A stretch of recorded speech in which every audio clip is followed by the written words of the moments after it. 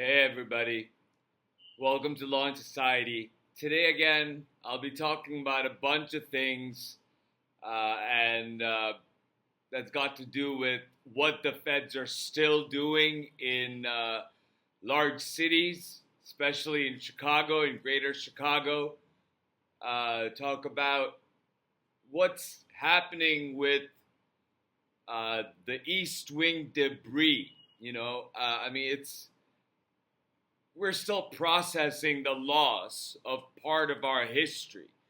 And I believe that most of the country is shocked by it, but definitely there are other more immediate things that makes America afraid for its well-being on an individual basis.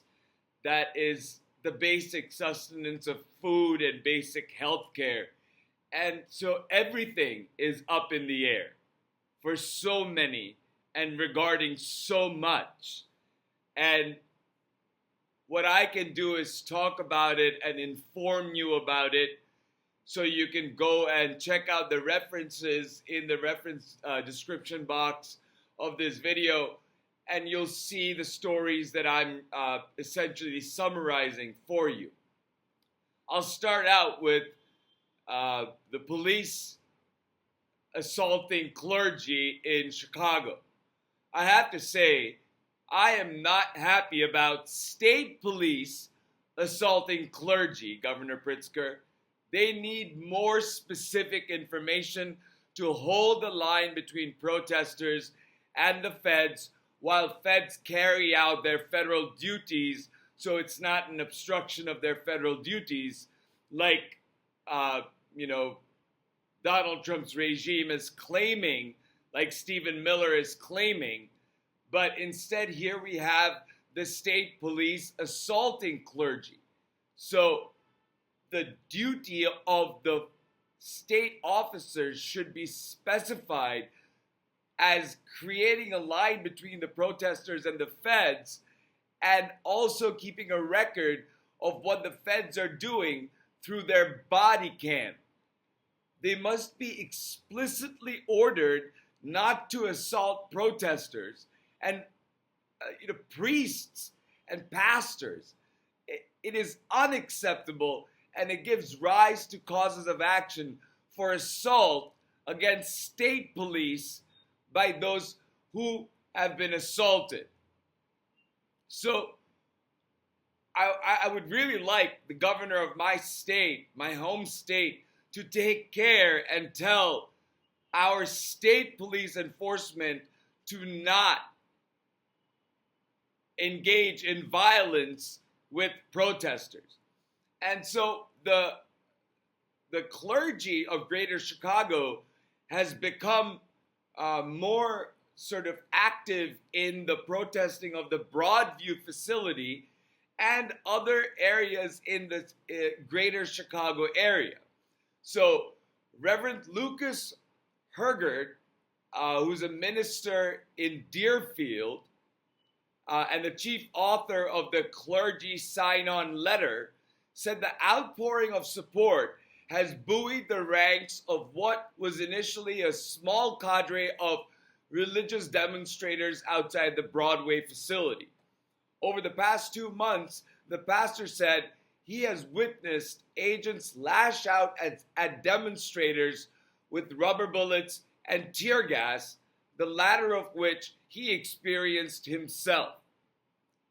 That's done indiscriminately by ICE agents, said Hergert, who pastors North Shore Unitarian Church in Deerfield. It's almost like a glee that they have.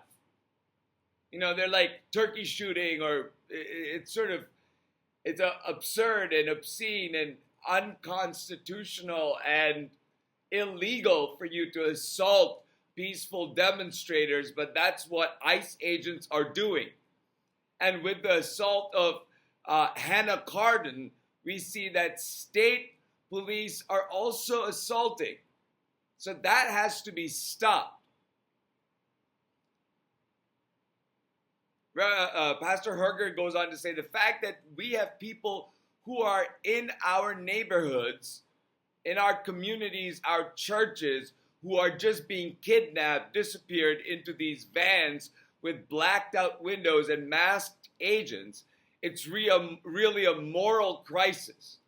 It has catalyzed people across a broad spectrum, including far-right clergy who have come out against ICE detentions. Earlier this month, members of the Church of Jesus of Latter-day Saints organized a protest outside the Broadway facility, and a contingent from Wheaton College, a prominent evangelical Christian school, convened a vigil as well. Methodist pastor Hannah Carton said fellow Methodists have showered her with support, including her local bishop, who prayed with her the day she was arrested. Asked about the incident, the Northern Illinois Conference of the UMC pointed to a resolution passed by the group's annual conference in June, which called on conference members to challenge the current administration to stop its criminalization, detention, and deportation of immigrants, and instead to work on ways to make pathways to citizenship easier and not more restrictive.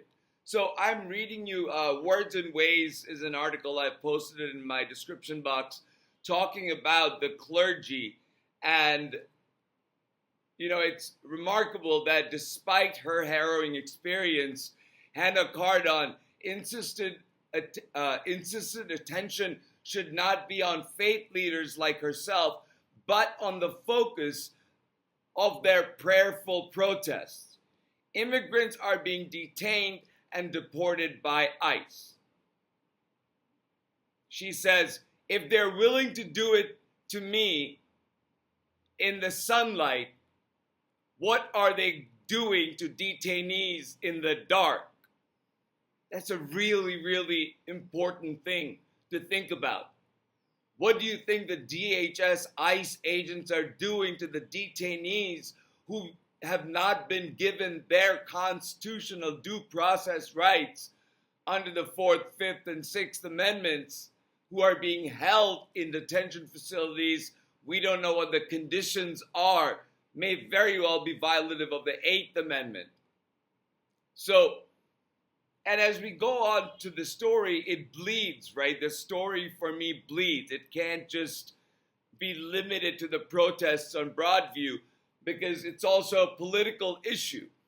And when at a press conference, Mayor Brandon Johnson and Rep. Pramila Jayapal, who is one of the top Democrats in the House of Representatives, were having a press conference, and they made it clear that there are no illegal aliens in Chicago. We have undocumented people who are owed due process of law.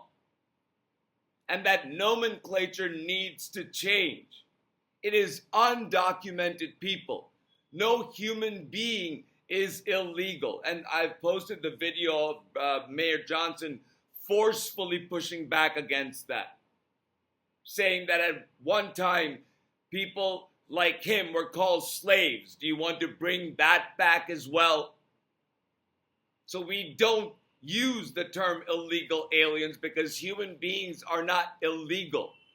These are undocumented migrants. And Representative Jayapal reminded the public that being undocumented is not a criminal offense in our country. It's a civil one. So as we walk through this time, we need to keep those things in mind, that we need to treat people with dignity. We need to treat people with the constitutional rights that every person on United States soil is owed. And we need to know that while Donald Trump's MAGA regime keeps trying to criminalize immigrants, vast majority of immigrants are not criminal, vast majority. And the offense of being undocumented in American soil is a civil one, not a criminal one. So in terms of deployments that Donald Trump has done in Illinois and in California, the cases are all hanging in the balance, right? Well, the Seventh Circuit has thus far stopped Guard deployment in Chicago and in Illinois. There's also another case, and I've provided the cases and the summary of the case where the Illinois judge has blocked federal agents from their assaultive practices like shooting priests with pepper balls and throwing tear gas at peaceful protesters. But the judge herself has doubts of whether the feds are following her orders or not. Remember, as I said before, defying court orders is just one of those incremental ways to walk towards a fascistic regime that Donald Trump's regime has embarked upon. There's a hearing on this matter this week. CBS reports the order also prohibits federal agencies from using various types of riot control weapons, including tear gas and other kinds of noxious gas, as well as various kinds of less lethal weapons and ammunition, unless there is an immediate safety threat. And the image of the priest being shot by the ICE agent from the second floor, the roof of the ICE facility, onto the public pavement where the priest was protesting shows that there is no immediate safety threat in that situation, or that there was any immediate safety threat where the state police assaulted Hannah Cardon. So there's also a case in the Ninth Circuit where a 2-1 panel ruled that put a stay on the lower court's ruling that barred the Guard from deployment in Oregon, meaning the Ninth Circuit's full bench of 29 judges have put a stay on their own court's order, which had put a stay on the deployment of Guard to Oregon, meaning the Guard cannot go into Oregon, Portland, Oregon, until the whole Ninth Circuit decides what to do with the case. And we'll expect news about that Tuesday. Tomorrow, the Oregon Attorney General said this decision gives the court time to fully consider the serious constitutional questions at stake, even at this temporary restraining order stage. The AG said it also ensures there won't be a federal deployment while that process plays out. An important step in protecting Oregonians' rights and keeping our communities safe. So at this point, pretty much everything is up in the air. Most jurists believe Guard intervention in states through federalizing the Guard is a thorny enough issue, especially when the governor of that state does not consent to it, that they are granting restraining orders against such deployment, not against such federalization. Yep, Donald Trump can federalize the troops, fine. But can he deploy it into these states? That's the question.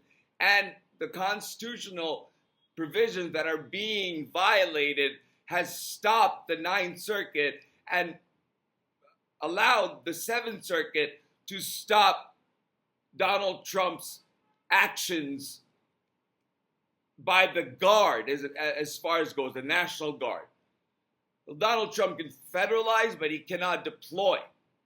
The situation is fluid, and all the while, Americans are getting assaulted by law enforcement for peacefully protesting. People continue being detained without due process of law. Racial profiling continues thanks to Kavanaugh stops.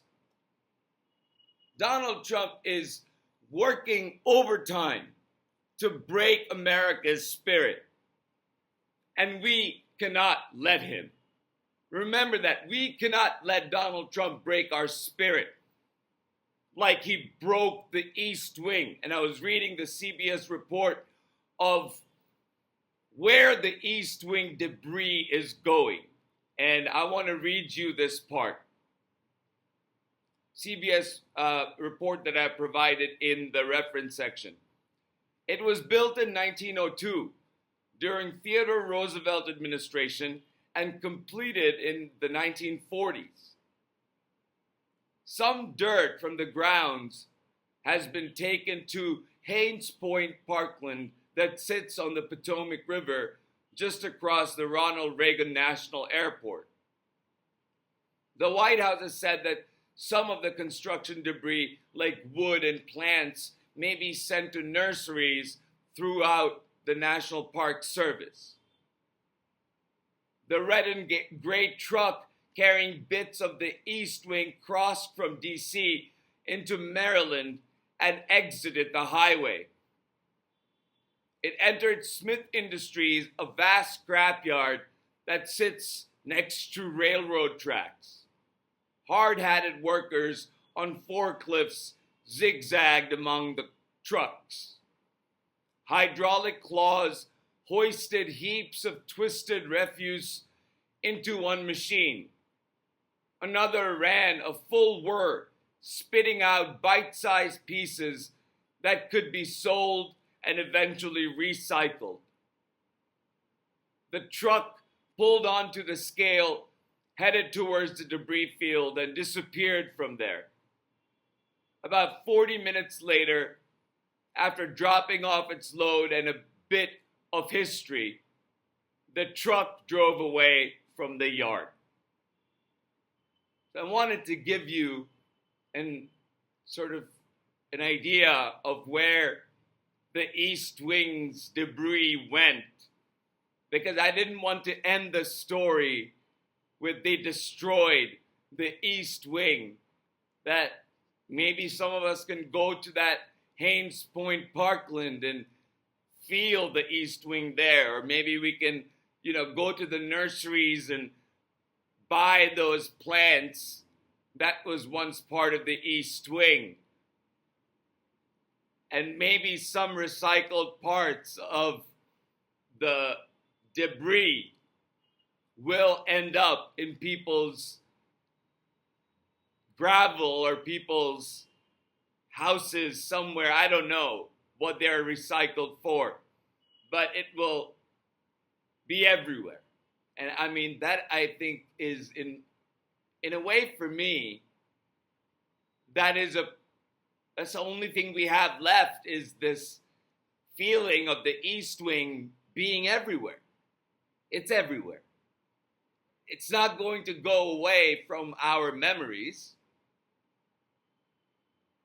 And while Donald Trump destroys the East Wing, and while we talk about the debris of it, there's this letter that surfaced earlier this year about what CPAC plans to do about